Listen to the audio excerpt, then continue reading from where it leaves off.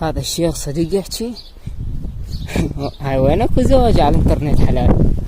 شنو دا يصير بالدنيا؟ والله الدنيا صارت راس بلا عقل. انقلبت الدنيا. يعني أنا ما مصدق. يعني الساعة مثلا اتعرفوا على بنت واخطبوا على الانترنت وهاي، حتى افتح معها كاميرا واشوف والله حلوة تمام، راح نتزوج وهاي واكمل الشروط وانتهى الامر، بس اروح اخذها من اهلها. هيك يصير.